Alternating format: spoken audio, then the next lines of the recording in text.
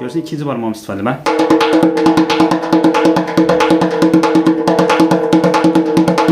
Görürsən? Sonra üçüncü barmağı.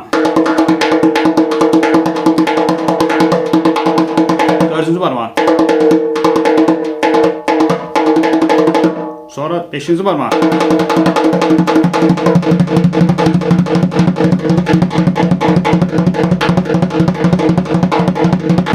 Məşq eləməlisən sən. Dəqiq, qol işləməlidir. Sonra görürsən, mən ikinci barmağımı işlədirəm. Alt əldə 2 və 4 barmaq işləyir. Görürsən?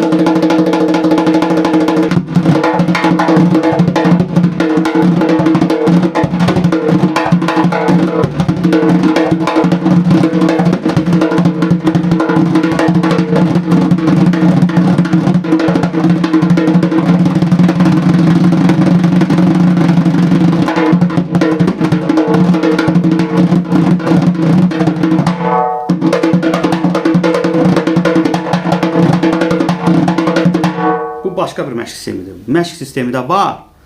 Barmaqların məşq sistemi, texnikası. Baxın.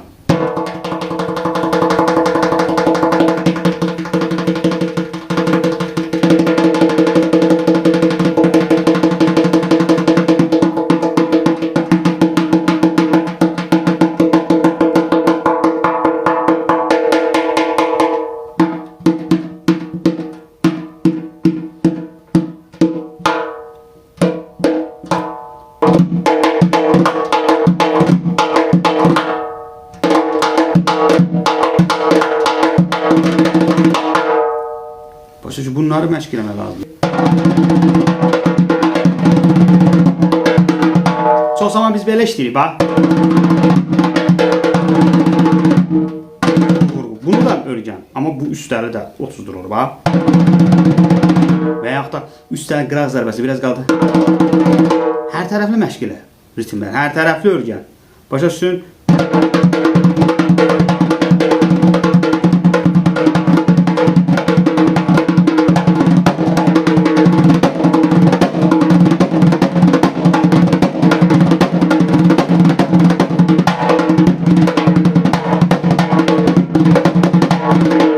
Bəlkə mən pauza ilə sonluq vermək istəyirəm, bax.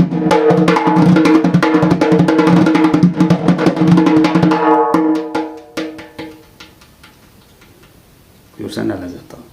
Orada forte ilə nə alınır? Piano, yavaş səsin azalması. Bu sizin ritim duyumunuzdan çox şahsıdır. Ritmi duymaq lazımdır. Hiss eləmək lazımdır. O ritmlə yaşamaq lazımdır. Biləklər də düzgün şəkildə oturmalıdır. Bilək düzgün şəkildə işləməlidir. Altlar düzgün şəkildə işləməlidir. Vurğular düzgün şəkildə olmalıdır. Səs sistemləri düzgün şəkildə olmalıdır. Bəm, es, sil, çırpma, foşlaq, şapalaq səsləri uyğunlaşdırmalısan bir-birinə ki, nə alınsın? Ritim alınsın. Ritim. Dum, rəqəc-qədək, rəqəc-qədək. Qır, rəqəc-qədək. Qır, dəqəm.